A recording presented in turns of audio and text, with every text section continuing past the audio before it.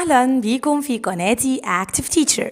النهاردة موضوع حلقتنا هو إنه بيكون عندي أوقات مقطع عبارة عن كذا حرف بيبقوا جنب بعض بيعملوا لي صوت معين.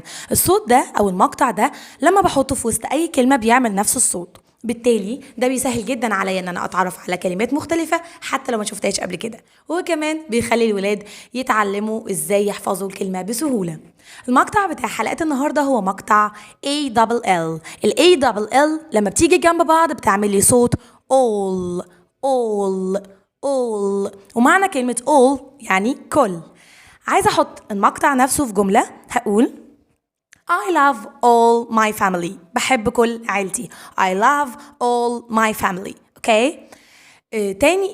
تاني جزء عندي بقى في الحلقة ان انا هدخل مقطع all في كلمات ونقراها سوا مع بعض. اول كلمة عندي كلمة all small. small يعني صغير. small. دلوقتي هندخل كلمة small في sentence ونخلي الاطفال يقروها، حتى لو اطفال كيجي هيقدروا طبعا يقروا حاجة زي دي. The car is small. العربية صغيرة. The car is small. اوكي. تاني كلمة عندي هي كلمة tall. طويل. tall. هعلم الطفل ان هو يصف حد سواء ولد او بنت بكلمة tall. لو هصف ولد فبقول ولد طويل فبقول عليه he is tall. he is tall. لكن لو بنت طويلة فبقول عليها she is tall.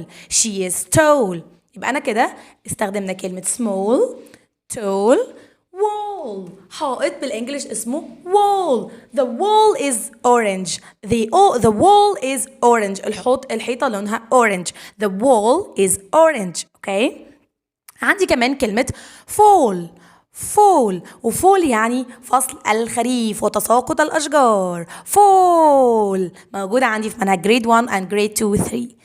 I like fall. أنا بحب فصل الخريف. أوكي. We are in fall. إحنا في فصل الخريف. عندي كمان كلمة mall. mall اللي هو المول اللي بنروح نشتري منه حاجات. I go to the mall. أنا أذهب إلى المول. I go to the mall. يبقى كده قلنا tall, wall, mall, fall, ball and small. ball اللي هي طبعا الكورة. I have a ball. أنا عندي كورة. يلا نراجع مع بعض الكلمات اللي فيها مقطع all في حلقة النهاردة.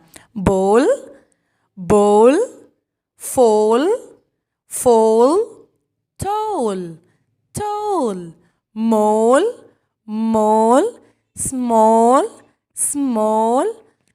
اوكي. يلا اتمنى تكونوا استفدتوا في حلقة النهاردة، وتابعوني في حلقات تانية كتير اكيد مفيدة ليكم، وما تنسوش بليز تفعلوا لايك وشير للقناة. Thank you. Goodbye.